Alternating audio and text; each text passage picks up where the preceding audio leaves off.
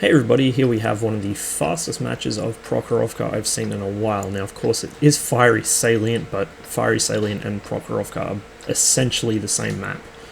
Just one is a lot more blown up than the other. We are in the Cent 1, trying to set fire to a tier 9 or 10 tank. So I'm going to be trying to tag the M103, IS-8, ST-1 or T-54 and hopefully hit their fuel tanks. The idea behind bringing the Cent 1, other than the fact I'd just seen a video of the actual Centurion 3 stabilization system, an old promo video from the 50s, I figured that high rate of fire gun with decent pen might actually be pretty good for it. As it turns out, no fires this match, but oh well, it was worth a try. Now, I didn't actually end up doing a whole lot of damage this match, but what I did do was a lot of spotting, mostly without realizing it. Again, this is why you fit optics to medium tanks. Even if you don't have a great time damage-wise, you will usually be spotting a lot for your teammates just by virtue of being a medium up near the front of the battle.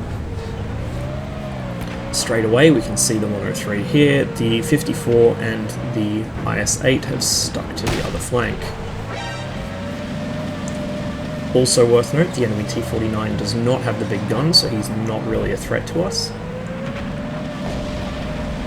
For now, I busy myself into playing a game of cat and mouse over this hilltop with the M103. The IS-8 foolishly drives up on the road instead of staying in the trench next to it, and he starts paying for it dearly. Pay attention to the terrain you are on.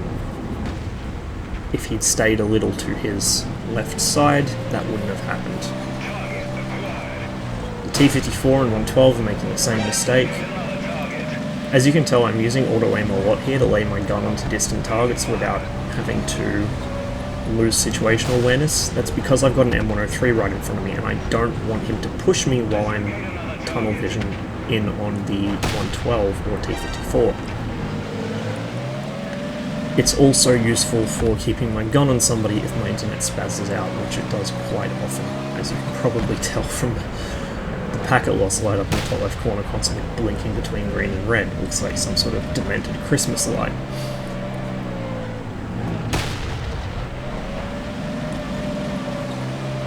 Now, there's enough big guns around this position to stop me from sitting on top of the hill and just poking up and taking shots before ducking back down. But for now, I just want to stay alive. I can't set people on fire if I'm blown up, so I take things pretty slowly. I'm not quite sure what this M103 thought he was going to achieve. Fighting a Centurion on a slope, he has 6 degrees of gun depression, I have 10. It was never really going to work out for him. Worth noting is how convincingly our team have established map control. Now, of course, we do have a much, much better team than the enemy. They're just totally outclassed here. But all the same, look at that. That's just a good solid line of tanks all the way across the map. That is nice to see.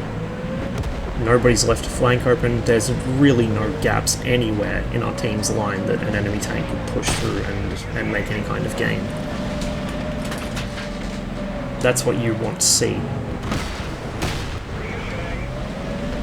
The M103 takes a shot at me, unfortunately for him.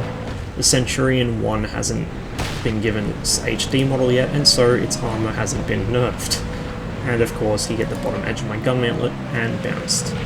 Now, had he done that to my Cent 7, it's possible he would have panned.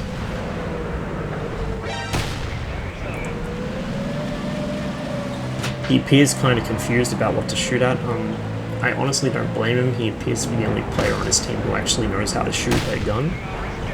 But all the same, by kind of wallowing around like a lost child, waving his turret in every direction, it's not really stopping anyone from pushing him. If you see somebody driving around like that and they can't seem to decide on a target, it's a pretty good sign that their team's floundering and you can afford to push in on them.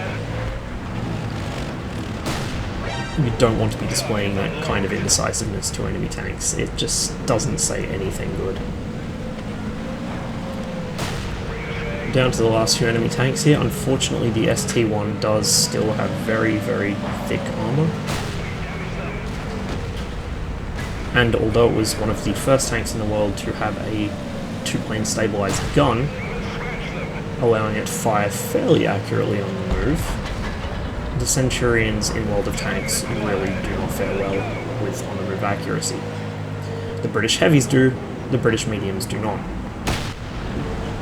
I'm not sure why, but either way, it's easy enough to work around, just get close.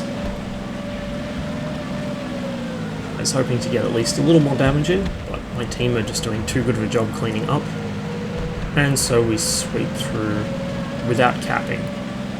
I guess nobody had to complete the cap missions this match. Only 1800 damage, but if you look at the amount of spotting that was done, it was quite a lot. Once again, optics, medium tanks, do it. It's a pro click. Anyway, hope you enjoyed the video.